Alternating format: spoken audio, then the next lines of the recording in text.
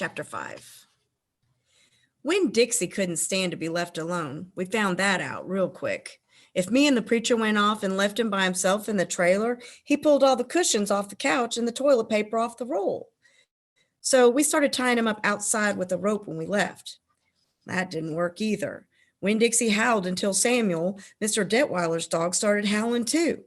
It was exactly the kind of noise that people in an all-adult trailer park do not like to hear. He just doesn't like to be left alone, I told the preacher. That's all. Let's take him with us. I could understand the way Winn-Dixie felt. Getting left behind probably made his heart feel empty. After a while, the preacher gave in, and everywhere we went, we took Winn-Dixie, even to church. The Open Arms Baptist Church of Naomi isn't a regular-looking church. The building used to be a Pick It Quick store, and when you walk in the front door, the first thing you see is the Pick It Quick motto.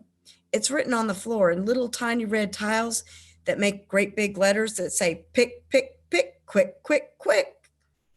The preacher tried painting over those tiles, but the letters won't stay covered.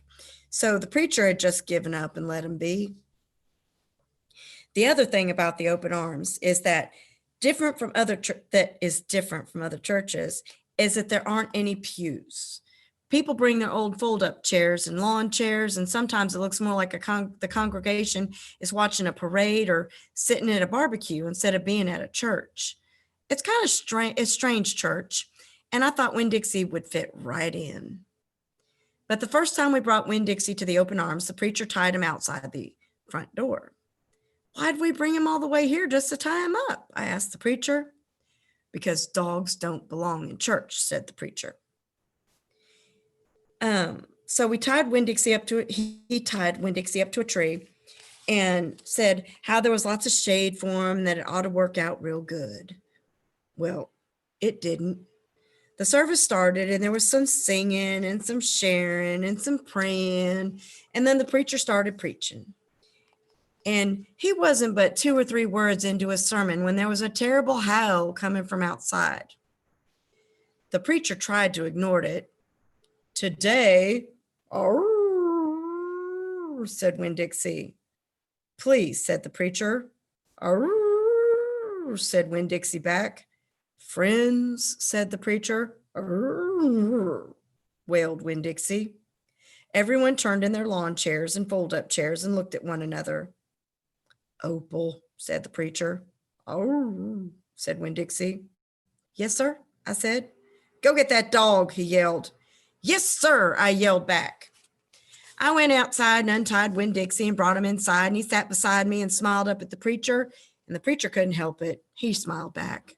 Winn-Dixie had that effect on him. And so the preacher started in preaching again. Winn-Dixie sat there listening to it, wiggling his ears this way and that, trying to catch all the words, and everything would have been all right, except that a mouse ran across the floor. The Open Arms had mice. They were there from when it was a Pick It Quick, and there were lots of good things to eat inside the building. And when the Pick It Quick became the Open Arms Baptist Church of Naomi, the mice stayed around to eat all the leftover crumbs from the potluck suppers. The preacher kept on saying he was going to have to do something about them, but he never did. Because the truth is, he couldn't stand the thought of hurting anything, even a mouse. Well, Winn-Dixie saw that mouse, and he was up and after him. One minute, everything was quiet and serious, and the preacher was going on and on and on. And the next minute, Winn-Dixie looked like a furry bullet shooting across the building, chasing that mouse. He was barking, and his feet were skidding all over the polished Pick It Quick floor, and people were clapping and hollering and pointing. They really went wild when Dixie actually caught the mouse.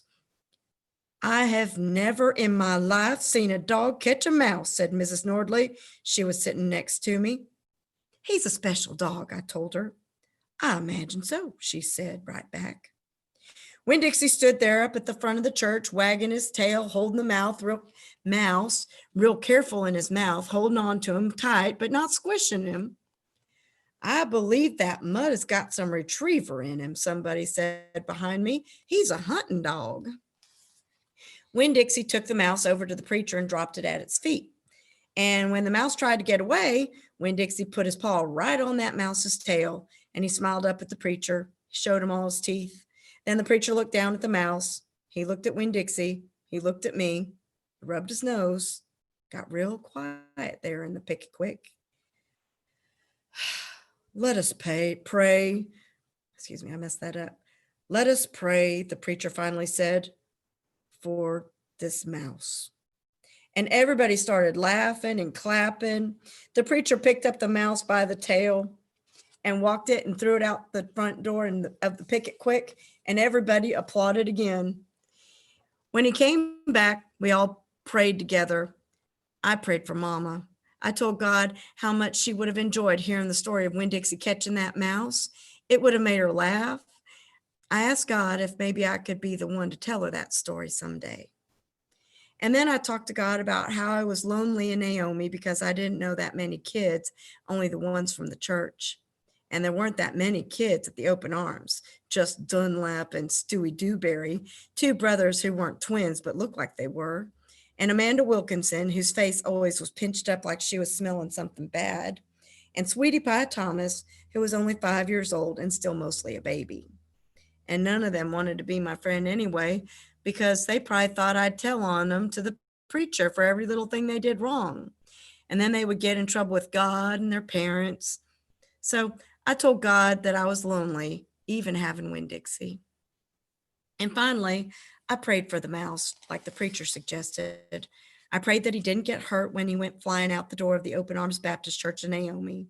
I prayed that he landed on a nice, soft patch of grass. And that's the end of chapter 5.